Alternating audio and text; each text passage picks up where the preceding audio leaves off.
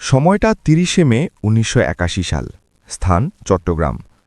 প্রচণ্ড বৃষ্টিতে ভেসে যাচ্ছে চারদিক।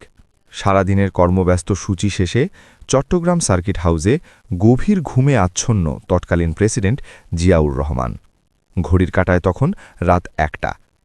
প্রেসিডেন্ট কি ঘুণাক্ষরেও জানতে পেরেছিলেন এই রাতটাই হতে যাচ্ছে তার জীবনের শেষ রাত?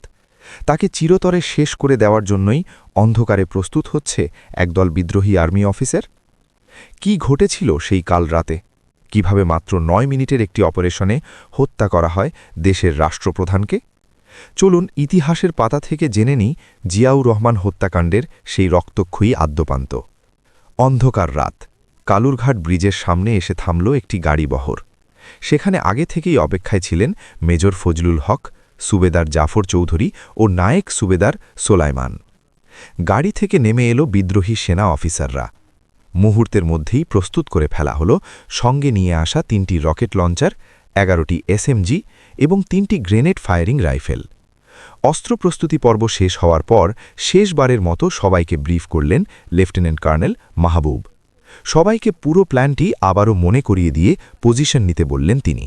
দেখতে দেখতে ঘড়ির কাঁটায় তখন রাত ৩:৩০।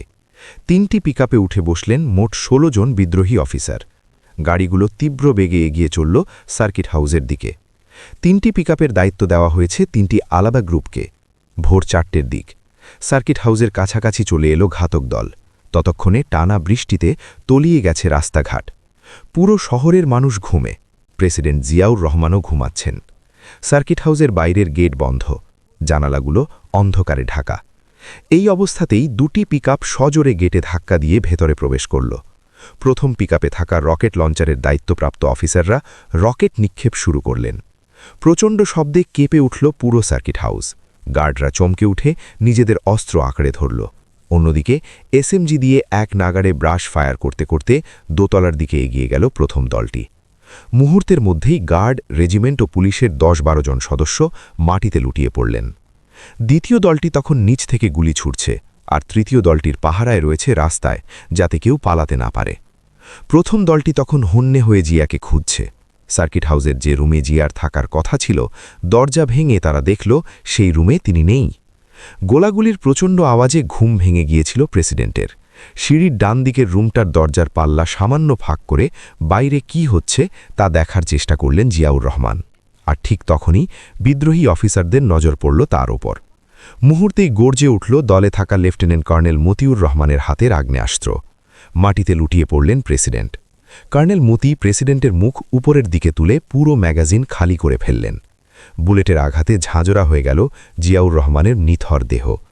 বিশ্বাস করতে কষ্ট হলেও দেশের একজন রাষ্ট্রপ্রধানকে হত্যা করার এই পুরো অপারেশনটি শেষ করা হয়েছিল মাত্র ৯ মিনিটে। এভাবেই এক রক্তাক্ত সমাপ্তি ঘটে প্রেসিডেন্ট জিয়াউর রহমানের অধ্যায়ের। তবে এই হত্যাকাণ্ডের পর বাংলাদেশের রাজনীতিতে শুরু হয় এক নতুন মোড়। ইতিহাস বলে, জিয়া হত্যার নেপথ্যে থাকা প্রধান ষড়যন্ত্রকারী মেজর জেনারেল আবুল মঞ্জুরও পরবর্তীতে সেনা শাসক এরশাদের ষড়যন্ত্রের শিকার হয়ে নিহত হন। হত্যা আর পাল্টা হত্যার এই জঘন্য অধ্যায়ে বাংলার ইতিহাসে রেখে যায় এক স্থায়ী কলঙ্কের ছাপ।